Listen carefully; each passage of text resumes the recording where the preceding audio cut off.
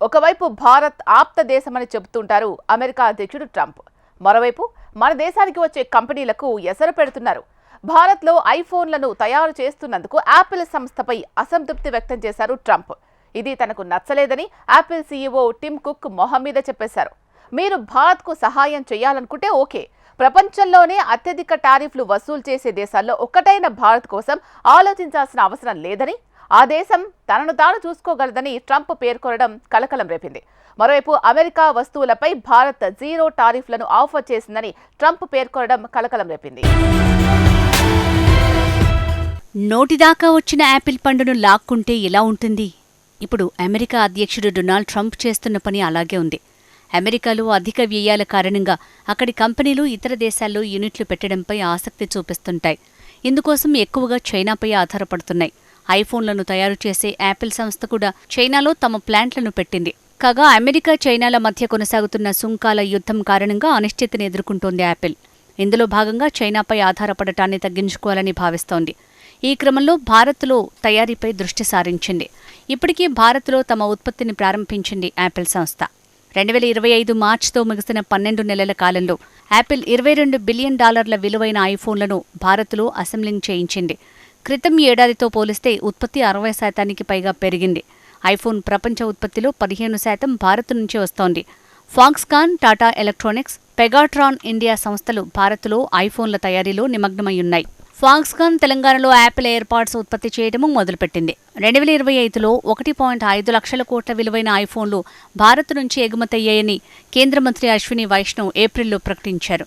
అమెరికాలో విక్రయమయ్యే మెజారిటీ ఐఫోన్లను భారత్లోనే తయారు చేస్తామని ఇటీవల టిమ్ కుక్ ప్రకటించారు. ఈ క్రమంలో తాజా పరిణామం కలకలం రేపుతోంది. కాగా భారత్లో ఐఫోన్ల తయారీ విస్తరణ ప్రక్రియను నిలిపివేయాలని యాపిల్ అధిపతి టిమ్ కుక్ను కోరారు అమెరికా అధ్యక్షుడు డొనాల్డ్ ట్రంప్. ఈ విషయాన్ని దోహా పర్యటనలో ఆయనే స్వయంగా వెల్లడించారు. టిమ్ కుక్తో నిన్న మాట్లాడా. భారత్లో యాపిల్ భారీగా తయారీ కార్యక్రమాలు చేపడుతోంది. నాకు ఇది ఇష్టం లేదని చెప్పా అని తెలిపారు. ఇప్పుడు మీరు భారత్లో ఫ్యాక్టరీలు పెట్టడం నాకది నచ్చడం లేదు. మీరు భారత్కు సహాయం చేయాలనుకుంటే ఓకే. ప్రపంచంలోనే అత్యంత ఎక్కువ టారిఫ్లున్న దేశం భారత్. అమెరికా ఉత్పత్తులను అక్కడ విక్రయించడం కష్టమని అన్నారు. భారత్ కోసం ఆలోచించాల్సిన అవసరం లేదని, ఆ దేశం తనను తాను చూసుకోగలదని పేర్కొన్నారు ట్రంప్. ఇన్నేళ్లు చైనాలో యాపిల్ ఫోన్లను తయారు చేసినా తాను భరించారని ట్రంప్ తెలిపారు. తమ చర్చల ఫలితంగా అమెరికాలో ఉత్పత్తిని యాపిల్ పెంచనుందని ట్రంప్ వెల్లడించారు. ప్రపంచ దేశాల ఉత్పత్తులపై ట్రంప్ టారిఫ్లు విధించిన నేపథ్యంలో అమెరికాలో ఉత్పత్తి పెంచేందుకు $500 బిలియన్ పెట్టుబడులు పెడతామని యాపిల్ ప్రకటించడాన్ని ట్రంప్ గుర్తు చేశారు. భారత్లో యాపిల్ ఫోన్ల ఉత్పత్తి భారీగా పెంచాలని యోచిస్తోన్న వేళ ట్రంప్ వ్యాఖ్యలు చర్చనీయాంశంగా మారాయి. ట్రంప్ వ్యాఖ్యల అనంతరం భారత ప్రభుత్వ అధికారులు యాపిల్ ఎగ్జిక్యూటివ్స్తో మాట్లాడారు. భారత్లో యాపిల్ పెట్టుబడుల ప్రణాళికలు యథాతథంగా ఉంటాయని, తమ ఉత్పత్తులకు ప్రధాన తయారీ కేంద్రంగా భారతే ఉంటుందని వారు చెప్పినట్లు ప్రభుత్వ వర్గాలు వెల్లడించాయి. భారతదేశం నుంచి దిగుమతులపై 26% సుంకం విధించింది అమెరికా. ఇది చైనాపై విధించిన 100% సుంకం కంటే చాలా తక్కువ. కానీ ట్రంప్ స్వరం అకస్మాత్తుగా ఎందుకు మారిపోయింది? దీనికి సమాధానం జెనీవాలో చైనా, అమెరికా మధ్య జరిగిన వాణిజ్య చర్చలో దొరుకుతుంది. ఈ ఒప్పందంలో 2 దేశాలు ఒకదానిపై ఒకటి తక్కువ సుంకాలను విధించుకోవటానికి అంగీకరించాయి. చైనా అమెరికాకు ఇంకా అనేక ఆఫర్లను ఇచ్చింది. ఆ తర్వాత 2 దేశాల మధ్య సుంకాల యుద్ధాన్ని ముగించే అవకాశం పెరిగింది. ఈ ఒప్పందం కారణంగానే ట్రంప్ అకస్మాత్తుగా తన స్వరం మార్చుకుని భారతదేశానికి వ్యతిరేకంగా మాట్లాడటం ప్రారంభించారని నమ్ముతారు. చైనా కంటే భారతదేశంలో ఐఫోన్ల తయారీ 5-8% ఎక్కువ ఖరీదుతో కూడుకున్నదని రాయిటర్స్ తన నివేదికలో పేర్కొంది. కొన్ని సందర్భాల్లో ఇది 10% వరకు ఖరీదైందిగా మారుతుంది. అమెరికా అధ్యక్షుడి సుంకాన్ని నివారించడానికి యాపిల్ ఇప్పటికీ భారతదేశంలో తన ఉత్పత్తిని పెంచింది. మార్చిలో యాపిల్ 60 టన్నుల ఐఫోన్లను అమెరికాకు విమానంలో పంపించింది. దీని విలువ దాదాపు $2 బిలియన్లు ఉంటుందని చెప్తున్నారు. ఈ షిప్మెంట్తో టాటా, ఫాక్స్కాన్ 2 రికార్డు సృష్టించాయి. అమెరికా మార్కెట్లో జూన్ త్రైమాసికంలో విక్రయించే ఐఫోన్లలో అత్యధికంగా భారత్లో తయారైనవే ఉంటాయని అన్నారు.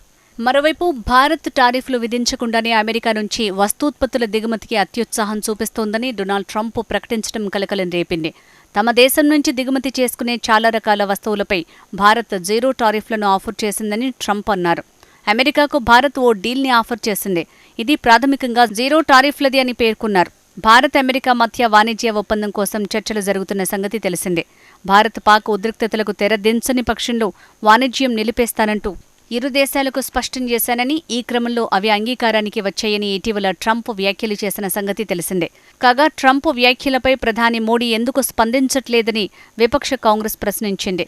అమెరికాతో వాణిజ్య ఒప్పందం ఖరారు చర్చల కోసం మన వాణిజ్య మంత్రి పీయూష్ గోయల్ వాషింగ్టన్ డీసీలో పర్యటిస్తున్నారు. ఇదే సమయంలో ట్రంప్ జీరో టారిఫ్ అంటూ ప్రకటన చేశారు. ఈ సున్నా టారిఫ్కు ఆపరేషన్ సింధూర్ ఆగిపోవటానికి మధ్య సంబంధమేంటి? అమెరికాతో డీల్ కుదుర్చుకునేందుకు మోడీ ఏమేం అంశాల్లో తలూపారు అని కాంగ్రెస్ ప్రధాన కార్యదర్శి జైరాం రమేష్ ఎక్స్లో ప్రశ్నించారు. అయితే ట్రంప్ మాటల్లో వాస్తవం లేదని స్పందించారు భారత విదేశాంగ మంత్రి ఎస్ జైశంకర్. టారిఫ్లు సహా సమగ్ర వాణిజ్య ఒప్పందంపై భారత్ అమెరికా మధ్య విస్తృత స్థాయిలో చర్చలు జరుగుతున్నాయి. ఇవి సంక్లిష్టమైనవి. చర్చలు ముగిసిపోలేదు. ప్రతి అంశంపైనా కూలంకుషంగా చర్చ జరుగుతోంది. ఇప్పటిదాకా ఏ అంశంపైనా తుది నిర్ణయాలు వెలువడలేదు. ఒప్పందం కుదుర్చుకుంటే అది ఇరుపక్షాలకు ప్రయోజనకారిగా ఉండాలి. రెండు దేశాలకు లబ్ధి చేకూరాలి. మేం ఇదే కోరుకుంటున్నాం. చర్చలు పూర్తి కాకుండానే దీనిపై మాట్లాడటం తొందరపాటు చర్య అవుతుందని జైశంకర్ వ్యాఖ్యానించారు. ఆపరేషన్ సింధూర్, పాక్ భారత్ కాల్పుల విరమణ ఒప్పందం గురించి మాట్లాడుతూ మేం ఆ దేశ మిలిటరీపై దాడి చేయలేదు. మే 7న వెనక్కి తగ్గడానికి ఇష్టపడని వారు మే 10న మాత్రం తగ్గారు. కాల్పుల విరమణ ఎవరు చేసుకున్నారో దీన్ని బట్టి తెలుస్తోంది అని అన్నారు.